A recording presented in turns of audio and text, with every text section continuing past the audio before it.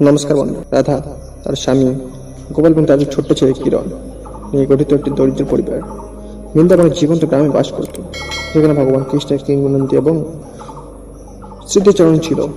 শিলনিত সত্ত্বেও তাদের বাড়িতে উচ্ছন্না এবং ভালোবাসা ছিল।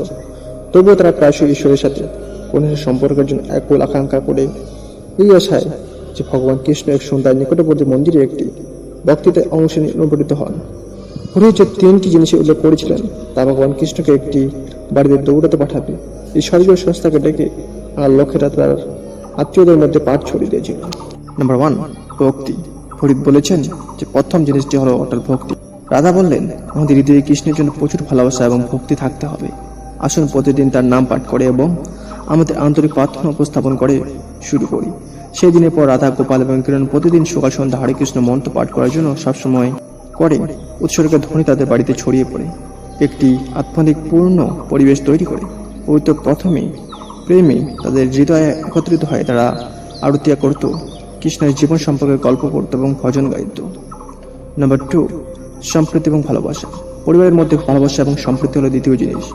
রাধা এগিয়ে গেলেন, কৃষ্ণ এমন জায়গায় আকৃষ্ট হন যেখানে পারস্পরিক শ্রদ্ধা এবং দয়া ঐক্য রয়েছে। পরিবার ইচ্ছাকৃতভাবে একে অপরের কাছাকাছি যাওয়ার চেষ্টা করেছিল।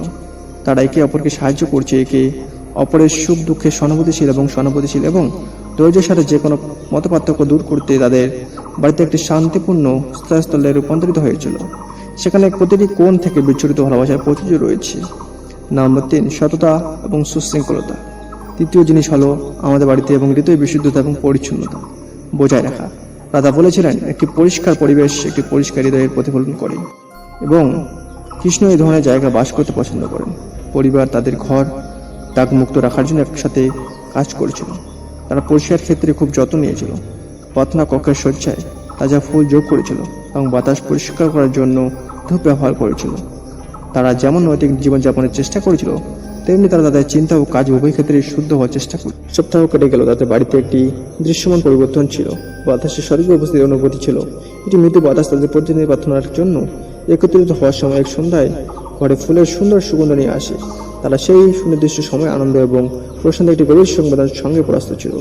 দেখে মনে হয়েছিল যেন ভগবান কৃষ্ণের ব্যক্তিগতভাবে তাদের বাড়িতে এসেছিলেন, আর বাঁশির ক্ষীণ সুর তাদের কাছে প্রায় শ্রবণযোগ্য ছিল, তাদের হৃদয়ে আনন্দ এনেছিল। রাধার চোখ জলে ভরে গেল। তিনি বিড়বিড় করে বললেন, কৃষ্ণ সত্যি আমাদের আশীর্বাদ করেছেন। তারা উপস্থিতি এখানে কারণ আমরা তাকে ভক্তি, ভালোবাসা এবং পবিত্রতার সাথে স্বাগত জানিয়েছি। সেই দিন থেকে পরিবারটি তাদের জীবনের প্রতিটি ক্ষেত্রে কৃষ্ণের আশীর্বাদ অনুভব করেছিল। তাদের বাড়িতে বৃন্দাবনে একটি আধুনিক বাড়িঘরে পরিণত হয়েছিল। বন্ধু বান্ধব এবং প্রতিবেশীদের অনুরূপ গুণাবলী বিকাশ করতে উৎসাহিত করেছিল। বন্ধুরা, এই অনুষ্ঠান সাবস্ক্রাইব করে পাশে থাকুন। জয় হিন্দ, বন্দে মাতরম।